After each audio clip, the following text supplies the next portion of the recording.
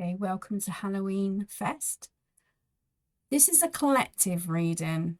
Now I'm going to do as you know, I'm into my history aspect, all right? Okay, so we're going to look into the Halloween history. Okay, so we're going to be honoring the passing of our ancestors and loved ones and see if we can connect to our ancestors through the cards. So I'm going to do like a mini spread for the collective. But the vibe of the Halloween was rooted in ancient Celtic festival called Samhain. Okay, if I could pronounce that right. Okay, it was a mark to end the harvest and the beginning of the dark half of the year. Think of it as a spiritual new year. The Celtics believed that on the night the veil between our worlds and the spirit world was at its thinnest. This made it easier for spirits, both good and bad, to cross over. Honoring the dead, people would light bonfires and set out feasts for their ancestors to guide them and make them feel welcome. It was all about honoring the souls who came before us. I mean, I remember Halloween as like trick-or-treating, you know, going knocking on doors and getting sweets. Yeah. Warning off bad vibes. This is interesting. To protect themselves from mischievous spirits, people would wear costumes. The first trick or treats would help them blend in so the spirits could not detect them. So so I thought this would be a great opportunity to learn a little bit of history. This is new to me too. Yeah. I don't know if it's new to you. Comment below. And we're going to ask Eric. Okay, so I'm going to open the channels. I've done a grounding. And so, okay. So let's just gently close our eyes. And before I touch these cards, I ask for clear-eyed wisdom from my guide and gatekeeper, Eric, and for the highest light to surround this sacred work today. We are here to honor the ancient energy of Samhain and the loving spirits of our ancestors. I maintain a protected shield of warmth and guidance, light around myself and my viewers and this space.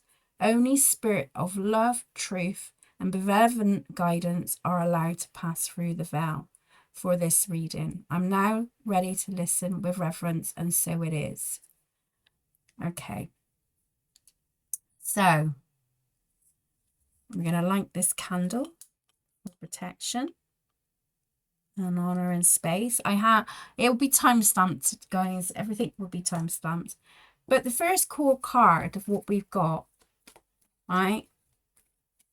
Question that I'm going to have: how can we honor the original Samhain tradition in its meaningful way today? How can we honor the original Samhain tradition in a meaningful way today? And so I'm going to pull an oracle card, and then I'm going to pull from the Hocus Pocus deck. I feel like I want to spread them out. Pull one card. Winter. Okay, the sacredness of pause. So, okay. So, I haven't really used these cards, so I'm going to do my utmost. These are new cards, so be gentle with me, okay? So enlighten us, you know, the sacred space of pausing. So give us more insight on that. So that is like taking, you know, sort of explanatory, in it. It's like taking time out, pausing for a time. Let's see what the cards say for this one.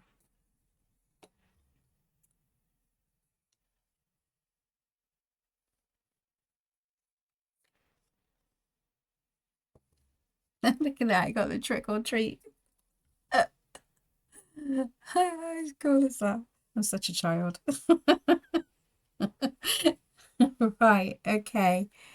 So to honor, they're saying it's time to pause, take a time, take a pew, okay, here.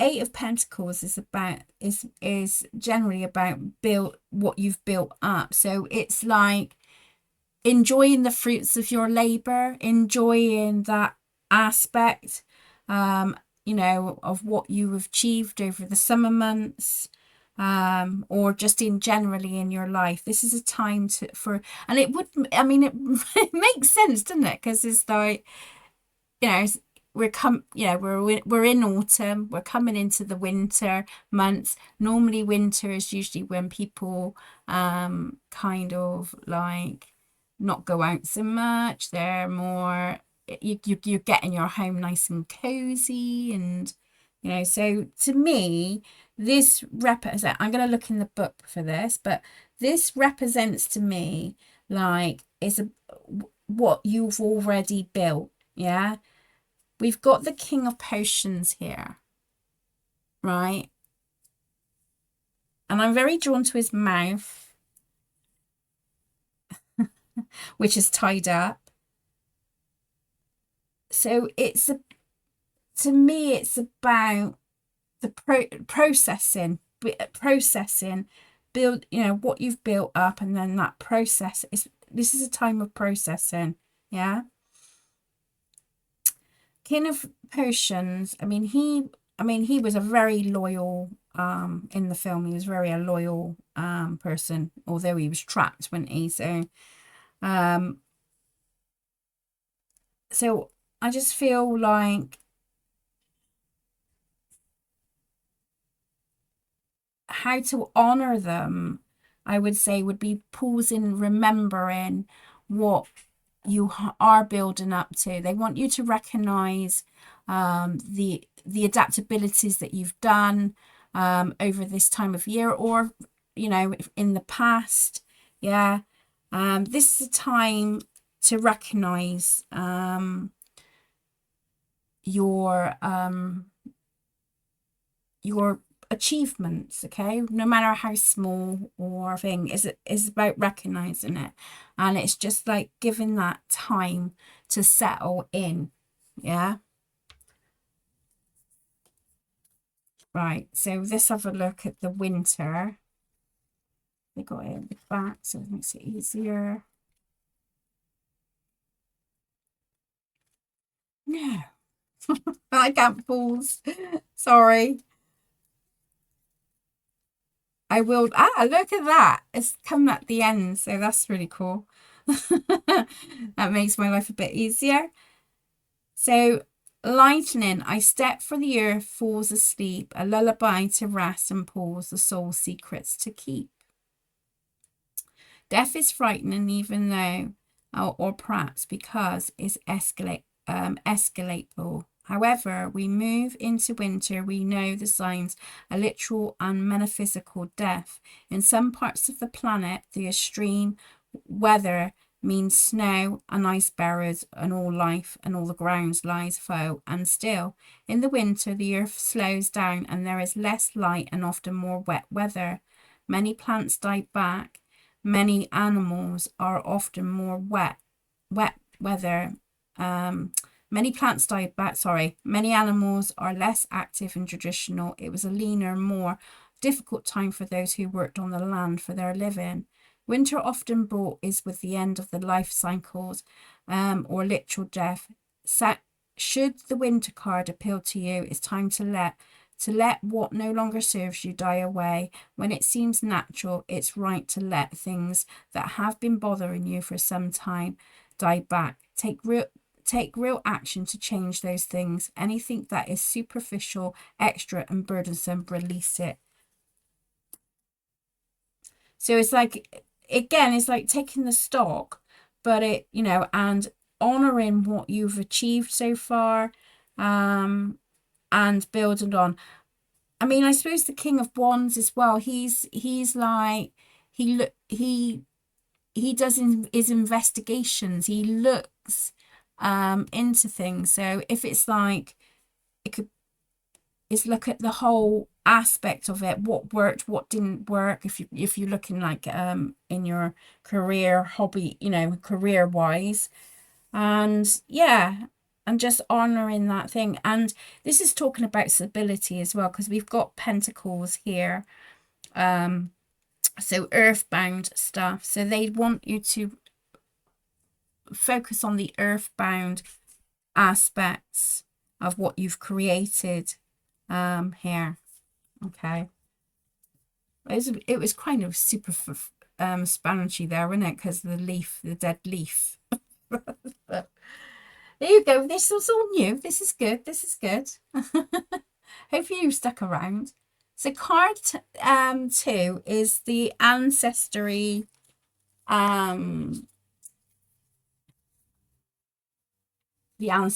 legacy. How would our ancestors truly like to be remembered? This card will give you a specific message direct from your ancestors' line. Okay, so it's not about grand gestures, but it's about the real human feeling that they want you to carry forward. Is it resilience or creativity or finding joy? Let's have a look.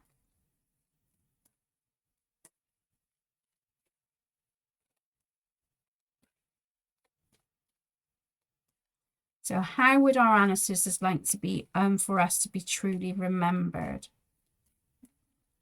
on this Halloween? Oh. Change, the mummy.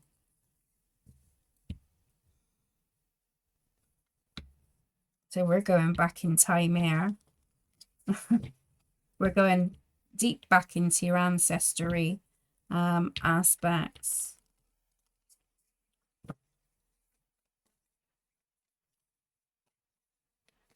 So give me more insight on the mummy. Flash in a pan.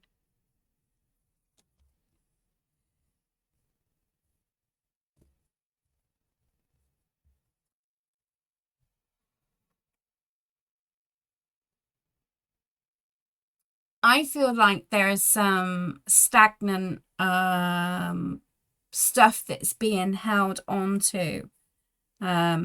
Here we got 2 4s and then a 3.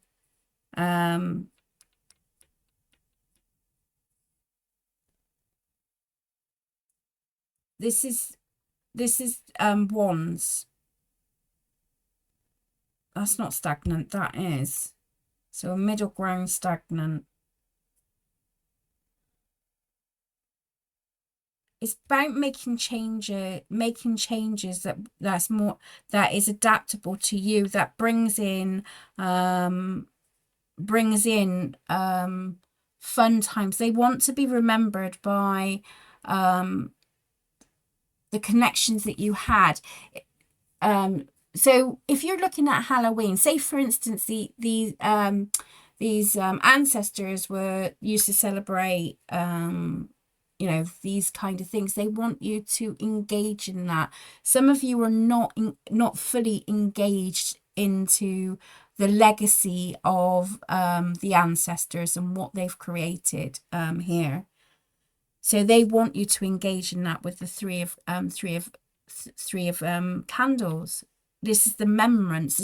This is like past memories that's hand. Okay, things have changed and it's not the same, but they don't want you to forget that aspect.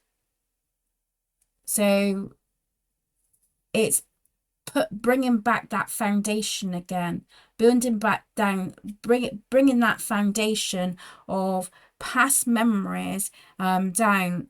And it'd be like, right, let's simplify it, right? Because you know, trying to explain it is but let me simplify it down. Simplifying it down to like Fridays we always had fish and chips. Can you remember when our nan used to do right? I feel like it's generational ancestors. So what, it's not to forget the celebrations that we did once were. It's not to hold back on that with the pumpkins. It's, look, you got the bats here. You got the cat on the moon and the stars, and the bats are like spreading their wings on it. So how you can truly remember your ancestors is making sure you're still continuing the legacy of your families and their traditions. That's how I would interpret it. How would you interpret it? You've got the juice. So you've got the juice. You're all ready, you know. Yes, things have changed, you know, but we still can make these memories last a lifetime.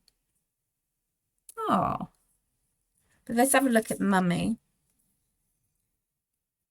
just to sort of add another aspect to it. Here we go. The sand in its mouth, the bandaged wound, jealousy of the living, eternal life bound. Oh. The ancient Egyptians took death very seriously. Death was not seen as many of us see it, a final to be dread, but just the beginning of a new life, and often an eternal life. It is better placed in the afterlife. The practicing of honouring and preserving the body through a complex process of mummifying was centred to the ancient Egyptian culture. This was not just a physical empowerment progress, but a careful, I've gone all tingly in the back, rigid progress, the ensured preservation in the new next world. Many other cultures also mummified their dead, including, but I can't read all that, sorry. In our modern horror genres, the mummy has become an icon from early horror written in the turn. Yeah, let's just. So, should you pull the moaning mummy card from the deck, know that the change is inevitable, and no matter how hard you try, things will not be preserved exactly the same way. The card also indicates that this change will be for the better. The endings, the closed doors, the barriers. This is just a healthy pause, and it indicates the change of tactics is needed. You're not cursed. You have just developed a pattern. You can take control and change it. But I suppose, like, if you look, like, reverse that to, like, you know, how we can honor the ancestors. You're adding to the memories, aren't you? You're building, you've got the foundation of the past ancestors, and what you're doing is building onto it, and that's gonna produce it. You need to let go. It doesn't have to be exactly to the T how the past was. You can alter it and change it to will. That's what brings a more of a deeper connection to your ancestors and stuff. To me, I feel like they are around when you're doing your celebrations, whether it's birthdays, whether it's like, you are like, Halloween, all these like activities that you do. I feel it brings them closer. So they want you to put your spin on things as well, and not hold back in, well, should I do that? Yeah, do it. Go for it. Have a, make it work for you, So yes, they do want to be remembered. And it's interesting, you've got the candles here, which is the cups, which is, so we've got the 3 of cups here. So it's like, this will bring us together. This will bring the connection together. So I don't know if there's a lot of you at the moment, and I get it, that you know, your settings have changed now, so you've become more frequent of not connect, you know, not doing so much what the you know, what your ancestors do or your nan used to do. You know, it's not, you're not joining together so much. They want to bring that in, but you can shake it up and create your own celebrations to add to it. So yeah. What do you think? I don't know. Yeah, that's interesting. It's all good. It's all good. All new. The modern celebration. How can we celebrate the energy in our modern lives this year? Okay. Dun dun dun. Right. So how can we celebrate in our modern day of life? So I mean, you can think of Halloween, but then think of it Christmas, you know, the New Year, birthdays, if you've got any birthdays coming up, births, weddings, you know, whatever it relates to you at this time, right? How can we celebrate the energy in our modern lives this year? Here we go. Oh, we got two. And it's what the hell? Stuck together. Okay.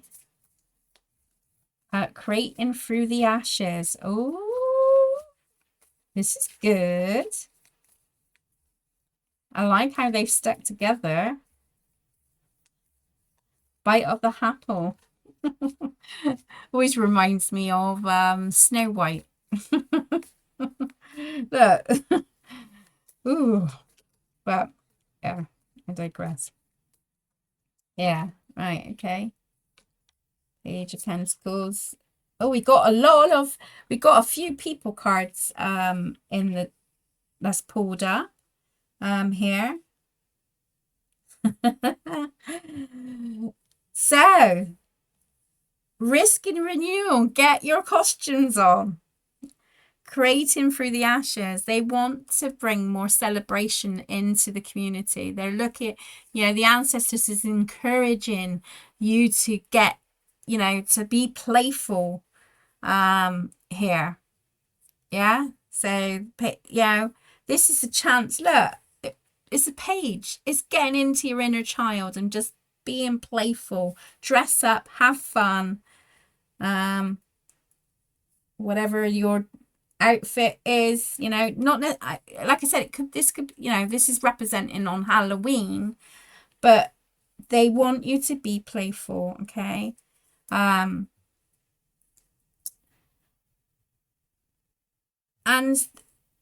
the Queen of Pentacles, so the organizer, the creator, the organizer. I just want to say the creator, the organizer. And why I'm saying creator and organizer, we've got the Magician right next to the Queen of Pentacles. So it just takes one person to get organized, to take the risk and put the invitations out there, right? That you can create something new from past stagnant energy that we had with the Four of Pentacles. So this, look, risk and reward. So it's putting yourself out there, grabbing that apple, taking a bite of it, right? And thinking, I'm going to organize this. I'm going to sort it out. I'm going to organize. I'm going to bring people together. We're going to be playful. Let's be playful. We're going to create something new in this. Because I can manifest this this shit. I can manifest it. Oh, wow. So they want your ancestors want you to have fun. Bringing in some fun and bringing connections together. Bringing the family together. Friends, family, you know. I mean, over in the UK, we don't celebrate, you see a lot of, well, we're seeing more trick-or-treat, you know, treaters and that, but we don't go all out here.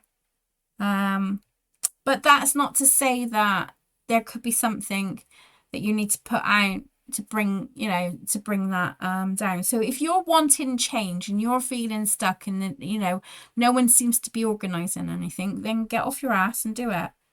Take the risk, take the bite of the apple. Yeah. That is when we can create something and renew. So interesting. Yes. Past is gone. Here's to the future. But let's have a look at the bite of the apple. Wouldn't it be weird if if it came, well, it came in, but it was like a bit, now I'm getting the book. Yeah. Right. I'm just going to read. I'm going to read the sweet icon, brisk red desire, poison and freedom, tempting hearts afire.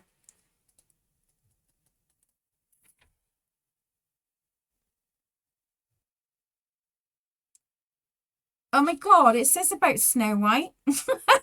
Apples have been the icon part of the mythics from the ancient times to modern. The story of the poison apple and the Snow White to the Roman goddess, whatever, magical apple tree. To the Christians, tempting fruit in the Garden of Eden. Should you receive this apple in your reading, it's time to look at how risk plays out in your life. Are you edging your bets and not trying anything new? Do you want change but are not willing to change anything? Are you willing to risk to get a greater reward? Alternatively, are you risking too much too often? Look at that. Take the risk. I say take the risk. What does Skullflowers say? Oh, to blossom and bloom, the work must be done. Through fire and ashes, our fortune it comes. Ooh. There we go. The Skullflowers illustrates that there is sureness and yet a rawness to creating again, to start afresh something. Sometimes the universe gives a blank state to work from, so we can build what we really want, and rather than just settling for less. The Skull of Flowers celebrates not just a kind of phoenix energy, but an energy of success and full bloom through adversity. Oh my God, isn't that really super cool? So to me, there's a lot of emotions is here about past memories and renewing those memories and making it your own. That's how I see it, and having that playfulness. And that, I mean, the Page of Swords can represent like naughtiness, you know, so I want to say the naughtiness of aspects. But you know, they look like they're trick-or-treating here and being playful. Well, that was awesome. I enjoyed the reading. Well, I hope you guys do, and I hope you blast. So we're going to do a closing down. Let me know what your thought is on it, and what are you gonna do for your Halloween? Are you gonna like just chill and watch movies with your family, or are you gonna go out trick-or-treating, or are you just, you know, it's not your thing? Let me know in your comments. I give thanks to Eric and the beautiful support energy of our ancestors and spirits who came through to give us a message of legacy and guidance. I now gently and firmly seal the veil between the worlds. I got all goosey-pimpy. Any energy that does not serve our highest good is cleared, released, and escorted back to the light. I ask for a final blanket of peace, deep reverence for the past, and grounded light to surround everyone watching. You are safe, you are guided, and the wisdom is yours. Go forward with light, and I'll see you on the other side. And so it is. Yes. So the next video is going to be the haunting house. I can't wait to show you. Take care, and I'll see you soon. Lots of love and happy Halloween.